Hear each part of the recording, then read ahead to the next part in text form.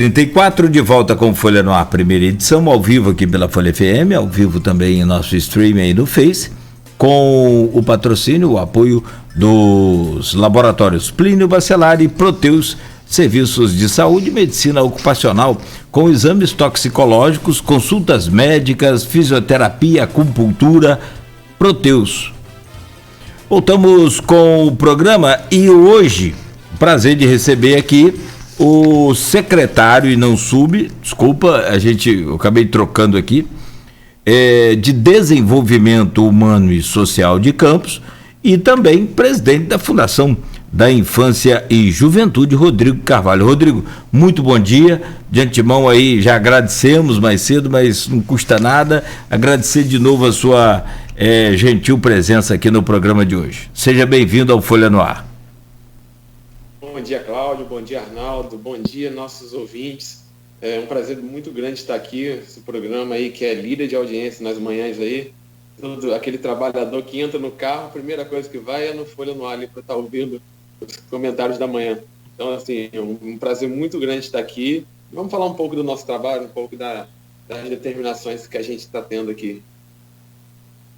Vamos lá, Rodrigo, bom dia. Eu vou começar falando sobre... Quando eu entrei em contato com você para a gente agendar essa entrevista, né, sondei se a gente poderia fazer na segunda, e você falou que não podia por causa das questões ligadas ao Conjunto Habitacional Novo Horizonte. No domingo, sai aquela decisão do STF, do ministro Edson Fachin, né, que garantiu ali que essas pessoas que ocuparam o Conjunto Habitacional continuassem lá, ou seja, suspendendo a reintegração de posse.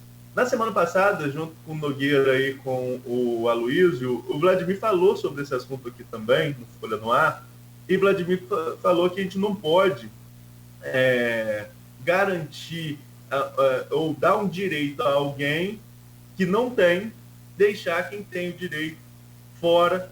Em outras palavras, mas foi o que ele quis dizer, ele deixar de fora quem tinha realmente o direito àquela residência. Esse não é um problema do governo Vladimir. Eu lembro que na gestão de Marcão, à frente do Desenvolvimento Econômico Social, chegaram a ter reuniões com essas pessoas que teriam direito a essas casas. Acompanhei isso à época, bem de longe, mas acompanhei um pouco. Então isso vem se arrastando há algum tempo. Qual é o panorama hoje daquela ocupação do Novo Horizonte e qual a sua perspectiva enquanto secretário hoje da pasta de uma solução para o caso? Arnaldo, assim, é um tema muito, muito complexo mesmo, como você falou.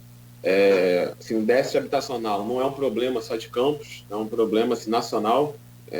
As principais capitais hoje do Brasil sofrem com a questão do déficit habitacional. É importante a gente estar ressaltando que o município, inclusive, nem é parte nesse processo, é um processo que é entre a construtora Realiza, a Caixa e os ocupantes das casas. Então, assim, esse processo em si, no todo, não tem a gerência da Prefeitura Municipal de Campos. Na verdade, o que a gente fez aqui, foi a gestão anterior, fez lá todo o acompanhamento com as famílias contempladas, foi feito sorteio, elas passaram por aquela questão da Caixa, aquela questão de estar fazendo pente fino, a Caixa faz aquele filtro de benefícios, se tem, se não tem. Então, assim, foi um processo totalmente conduzido naquela época pela Caixa e pela Secretaria de Desenvolvimento Humano e Social. A partir daí, ficou aguardando a entrega das unidades. A Caixa tinha previsão de entrega para março, abril desse ano, era uma previsão da Caixa. Aí vieram as ocupações, agora veio a ocupação, e aí foi judicializada a questão.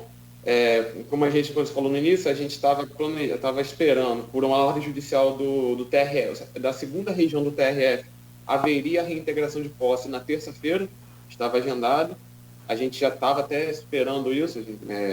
O município foi oficiado no sentido de solicitar que o Conselho Tutelar estivesse lá presente e a Secretaria Municipal de Desenvolvimento Humano estivesse lá presente também com as assistentes sociais, para dar aquele apoio necessário para quem, por um acaso, não tivesse lugar para ir, não tivesse casa para ir, não tivesse o que fazer.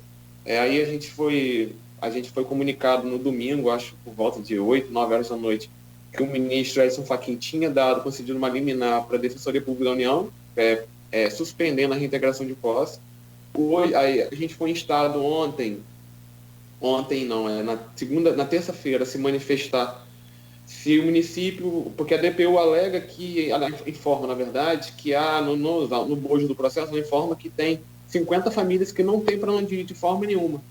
O município informou que a gente poderia estar acolhendo essas 50 famílias, se fosse o caso, necessariamente para poder estar pondo fim a essa questão assim, da ocupação. Só que agora é uma parte processual que vai ser agora, se vai ser concedido a liminar de volta para ser reintegrada a posse, se não vai, e virou uma questão judicial entre a Realiza, Caixa e a Defensoria Pública da União, que está defendendo a ocupação como um todo. Então, assim, a gente agora, na verdade, só está aguardando os novos passos para que a gente possa ser Estado.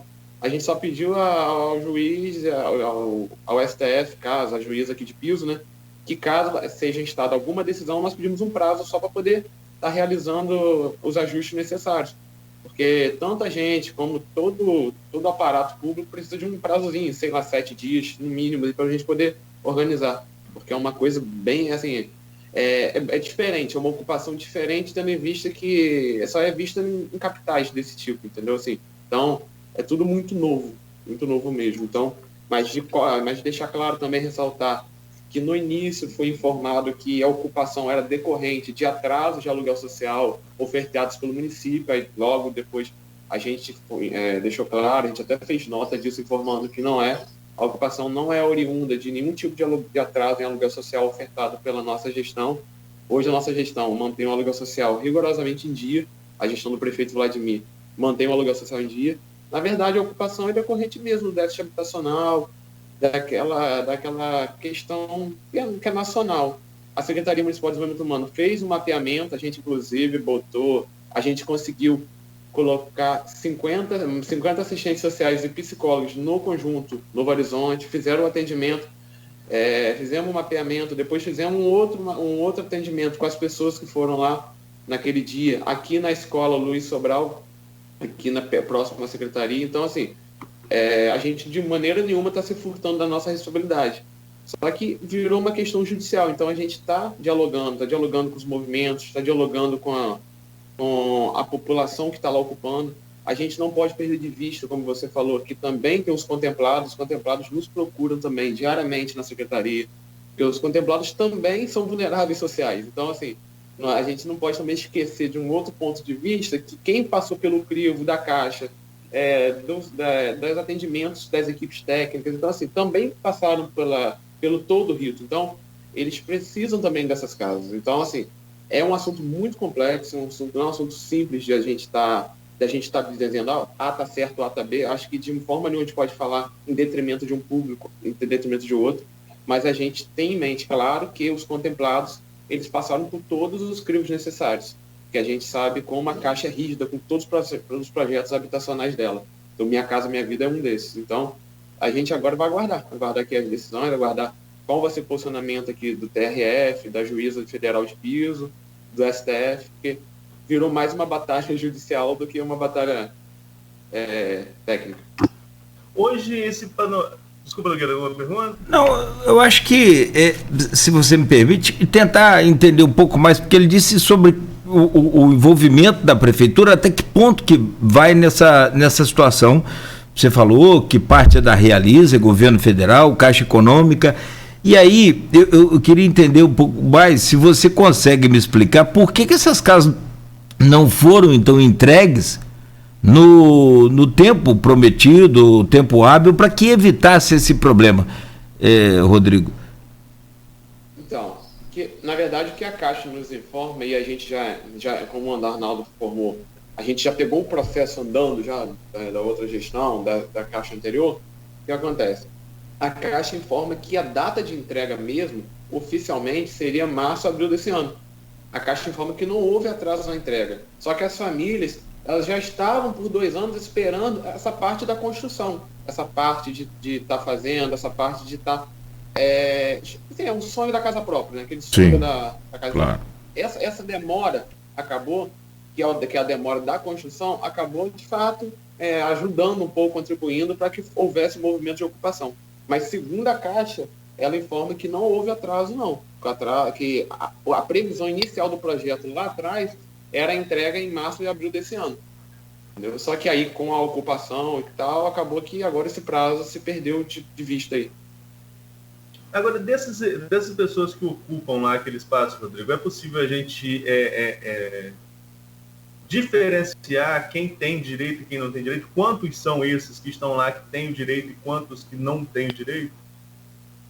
Sim, sim. A nossa equipe fez um mapeamento. No mapeamento que a gente fez inicialmente, a gente encontrou com um perfil claro, assim, claro que tem a demanda reprimida também do município como um todo, é isso que a gente costuma falar, e a gente está explicando isso aos movimentos, porque a demanda habitacional não é uma exclusividade do Novo Horizonte. O município todo, assim como o município, não só Campos, como eu falei, o Brasil todo tem uma demanda reprimida de unidades habitacionais. Então, essa é hoje, na verdade, após o mapeamento, a gente identificou ali 140 famílias possíveis de serem incluídas em benefício social. Possíveis. Por que possíveis? Porque, na verdade, o que a gente realizou foi um mapeamento inicial, a gente fez o atendimento, mas para a concessão de benefícios é necessário mais critérios técnicos, é necessário estar fazendo a técnica assistente social, ela tem que estar fazendo um parecer social, ela tem que estar visitando as famílias. Assim, a gente, na verdade, fez um atendimento ali, um mapeamento e depois uma entrevista. Mas o bojo do critério técnico para assistente social dar o parecer é muito mais robusto que isso. Então, a gente pode dizer que, a priori, a gente identificou 140 famílias, a princípio, que poderiam ser plausíveis de receber um benefício social. A gente não quer dizer que seriam, porque ainda teria mais critérios todo esse conjunto. Houve um mapeamento paralelo das entidades que estão lá. São essas entidades que estão à frente que fizeram um mapeamento paralelo. Eles vão, se não me engano, já juntaram no processo. A gente, até na nossa última juntada, a gente pede até a listagem nominal das pessoas que são aptas a beneficiários segundo os movimentos. Até para a gente ver com a nossa se encaixa, são as mesmas pessoas, se os nomes são os mesmos, porque foi um movimento muito cíclico essa ocupação. Um dia tinham 50 pessoas, depois tinham 100, depois foi 200. À medida que as decisões judiciais obstavam a reintegração de posse, aí a gente tinha primeiro, segundo grau, subindo, e ocupando mais pessoas. Então, com a ocupação permanecendo e perdurando mais dias, aconteceu que o número de pessoas, obviamente, foi aumentando. Então, hoje, pelo que a gente identificou pela nossa equipe técnica, tem aproximadamente 140 famílias com possibilidade de estarem recebendo algum tipo de benefício. Mas, conforme eu falei, é necessário o critério, tem que ser necessário ser visto mais critérios, e, paralelamente, a gente também tem a demanda reprimida, que é nacional, que é do município, que a gente também não pode, em detrimento de uns, beneficiar outros. Então, assim, como eu falei, é um assunto muito complexo, um assunto que a gente tem que estar discutindo, tem que estar conversando, tem que estar esperando as ordens judiciais. A DPU também está, eu acho, peticionando no sentido individualmente das pessoas, pelo que a gente viu no processo. Então, é uma discussão ampla que a gente está fazendo, e de forma nenhuma, assim, os movimentos sabem disso, assim, tem várias matérias nossas, a gente está a todo momento dialogando. A gente em nenhum momento fechou qualquer tipo de diálogo, fechou qualquer tipo de conversa. O prefeito Vladimir Garotin sempre nos determina, não feche diálogo, vamos dialogar, vamos conversar, vamos estar dialogando, porque é o que eu falei no início. Apesar da gente ter os contemplados, a gente também tem outras pessoas em vulnerabilidade social. Então não adianta a gente também falar que uma vulnerabilidade social é melhor que outra. Todas são vulnerabilidade social. Então, e por isso a gente, como município, também não pode achar que uma é melhor que a outra, outra é pior que a outra. É a gente tentar acolher, tentar atender dentro das possibilidades do município. E, de fato, se tiver também a ajuda do Estado, do governo federal, a gente está também tentando isso até a nível estadual. A gente também está pedindo auxílio. A gente está tentando, a LERJ tem alguns deputados que estão apoiando esse movimento também. Então, assim, são várias mãos, digamos assim. Agora, você falou em 140 que vocês mapearam que esses 140 teriam aí algum tipo de vulnerabilidade. São quantas famílias lá no local? Para quem está ouvindo a gente, e assim como eu não me recordo o número aqui agora, mas também para esclarecer o ouvinte que está acompanhando.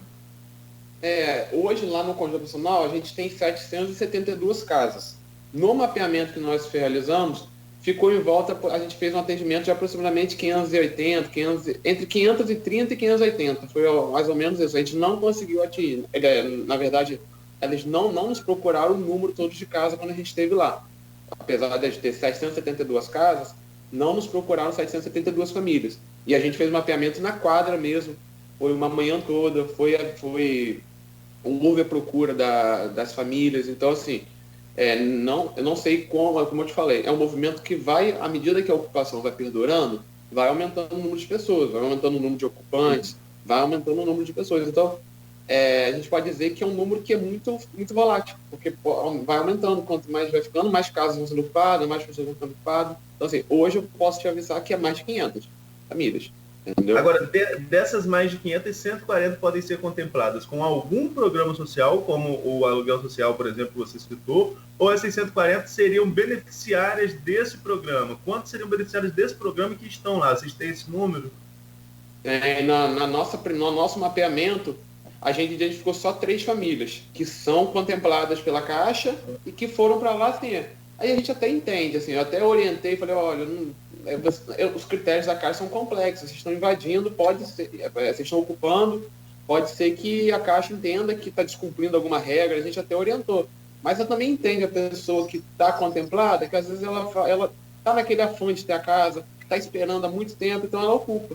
Então, assim, no mapeamento que nós fizemos, apenas 3 famílias são ocupantes de fato. Mas é o que eu te falei, é um número muito volátil. Hoje eu não posso te afirmar, porque esse mapeamento a gente fez há 20 dias atrás, um mês atrás mais ou menos, 15 a 20 dias atrás. Então, hoje eu posso dizer que pode ser que tenha mais contemplados lá, entendeu? Mas quando a gente fez, era mínima a quantidade de contemplados mesmo. Eram mais pessoas que não foram contempladas.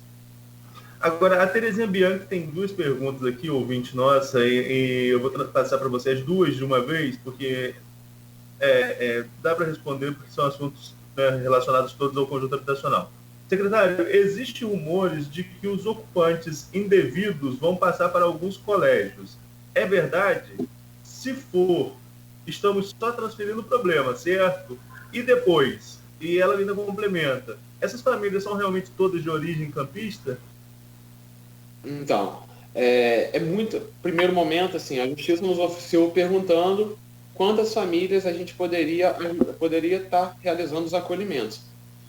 No primeiro momento, a fim da gente estar auxiliando essas famílias, a nossa ideia é o acolhimento provisório. O acolhimento provisório está previsto no SUS, são aqueles casos, por exemplo, quando a gente tem defesa civil, que acontece, como aqui na nossa região aconteceu muito em Três Vendas, quando rompi o dique em Três Vendas, e aí a gente fazia uma espécie de acolhimento provisório para as famílias estarem, naquele momento ali, não ficando desguarnecidas. Porque é importante ressaltar que no nosso mapeamento que foi realizado, em nenhum momento foi verificado população em situação de rua. Nenhum momento. Foi autodeclaratório. No mapeamento, ninguém declarou assim, olha, eu estava morando na rua e vim aqui ocupar uma casa dessa, entendeu? Então, assim, no primeiro momento, a gente não identificou ninguém que ficaria, de fato, sem lugar para ir, porque veio, teoricamente, de alguma casa, entendeu? Então, o acolhimento provisório seria, nesse primeiro momento, para a gente estar identificando, de fato, quem não tem lugar para ir mesmo. E também a gente não poderia deixar essas pessoas na rua. Então, seria o primeiro momento isso. Sim, seria um acolhimento provisório, conforme previsto já no SUS, para que a gente pudesse identificar, de fato, quem não tem lugar para ir. Que aí seria o segundo momento, esse atendimento social dessas famílias, dentro desses acolhimentos provisórios, para que a gente não deixasse eles guarnecidos.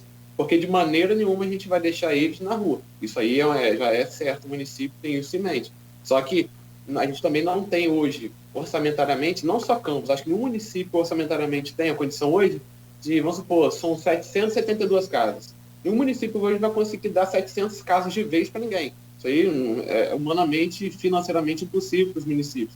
E Campos, apesar de Campos hoje ainda assim, a gente vê aqui na região, Campos é pioneiro na questão das políticas habitacionais. Eu fiz aqui um histórico aqui, só na gestão anterior da prefeita Rosinha, foram entregues 6.400 casas pelo Morar Feliz. Aí são os conjuntos do Morar Feliz.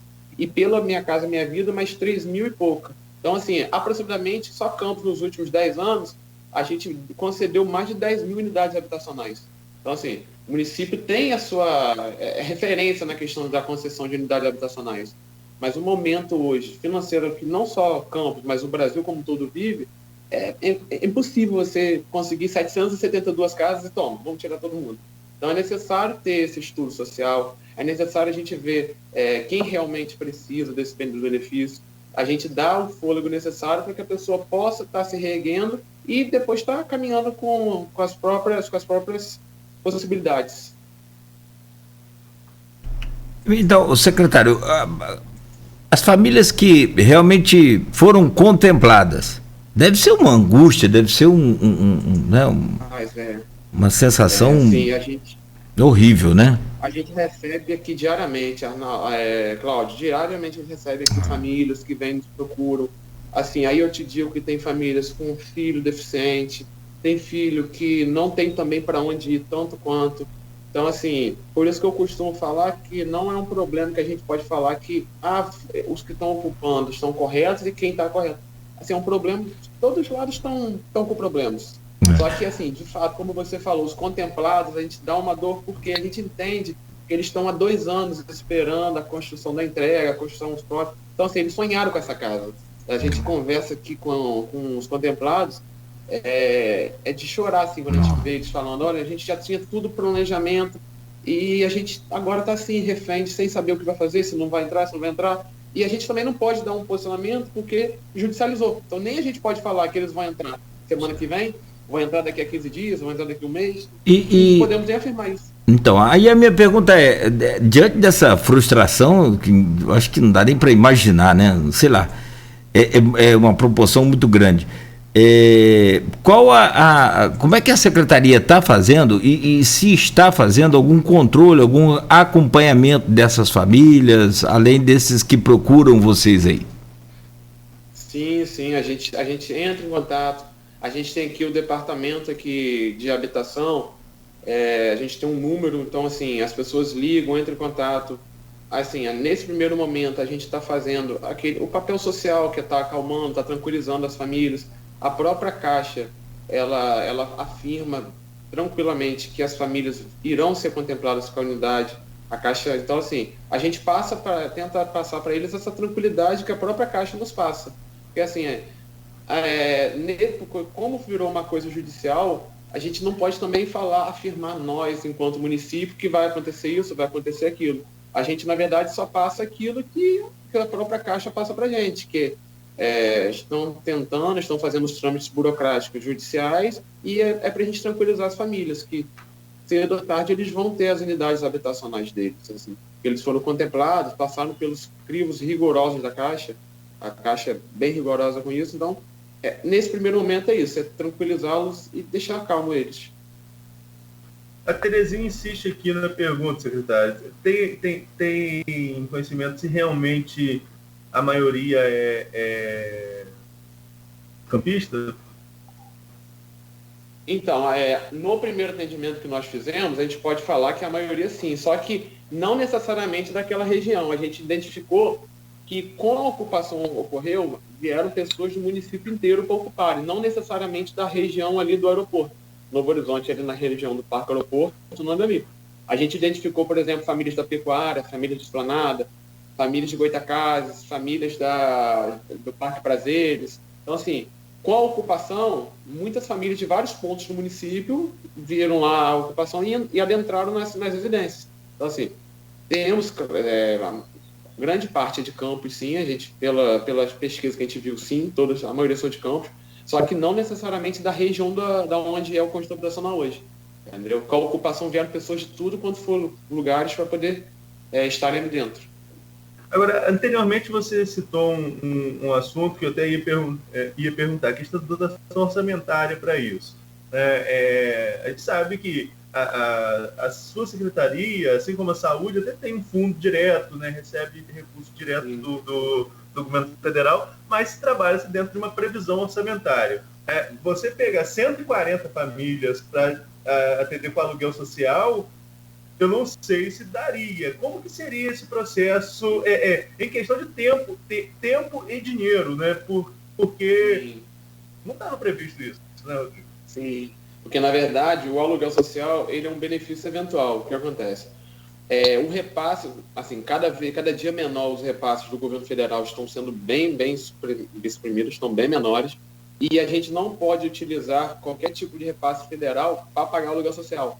as verbas são carimbadas quando vem. Então, assim, de forma nenhuma a gente pode usar o próprio aluguel social. O aluguel social, ele é pago com recurso próprio do município. Então, assim, até, como a gente falou, até para a gente poder executar esses 140 seria uma questão muito complexa. Por isso que eu falei que 140 seria o nosso mapeamento inicial, mas também deveria passar por mais critérios. Porque não somente essas 140 que seriam talvez aptas a ser beneficiários, seria uma previsão inicial, mas nós temos também a demanda reprimida, que não é só do conjunto habitacional Novo Horizonte, a gente tem uma demanda reprimida do município. Então a gente também não pode, também em detrimento de um público, deixar outro. Então é o que eu te falo, não podemos resolver uma vulnerabilidade social deixando outra vulnerabilidade social desculpada. Então, assim, de fato, hoje, você fala, Rodrigo, orçamentariamente a gente consegue? Não, a gente não tem hoje para 140 famílias. Mas a gente pode, após o critério técnico, após ver, a gente vê o que sobra, vê o que resta, após passar todos os critérios, e aí a gente está estudando. Forma de anular de um lugar, tentar anular de outro, mas, de fato, orçamentariamente, é muito complexo, muito difícil. E muitas famílias não querem nenhum aluguel social. A gente, em diálogo, no mapeamento, elas não querem aluguel social, muitas famílias, porque elas sabem que o aluguel social até pela legislação, ele é temporário, não pode ser ad eterno. O aluguel social, ele tem um prazo de 6 meses para poder ser reavaliado se a vulnerabilidade continua. Então, na verdade, muitas famílias querem sim a habitação. E assim, é muito difícil, assim, a gente conversou com a Caixa mesmo falou que não há previsão a curto prazo de mais unidades habitacionais do Minha Casa Minha Vida, que agora se chama Minha Casa Verde e Amarela, eu acho, se não me engano. Acho que mudou o nome do programa habitacional no governo Bolsonaro. Então, assim, não há previsão, assim. E o município, orçamentariamente, não tem como hoje a gente falar que a gente vai executar um morar feliz, como foi na gestão da prefeita Rosinha. E não é questão nem que o prefeito Vladimir não quer, mas é porque orçamentariamente a gente não tem mais orçamento que tinha em 2016, 2015, 2014. É impossível a gente falar que a gente vai construir 6 mil unidades habitacionais como foi construído na gestão da prefeita Rosinha. Então, assim, esperar, estar atendendo da melhor forma possível, gradativamente, de acordo com a possibilidade orçamentária do município. Ok, Nogueira. Bom, são 8h02. Nós vamos ao rápido intervalo, então, e voltamos para continuar conversando com o Rodrigo Carvalho, ao vivo aqui no Folha no Ar, primeira edição. Oferecimentos laboratórios Plínio Bacelar e Proteus Serviços de Saúde e Medicina Ocupacional com a qualidade certificada ISO 9001-2015. Você continue aí conosco, continue aqui na Folha FM. Com a ajuda da Elétrica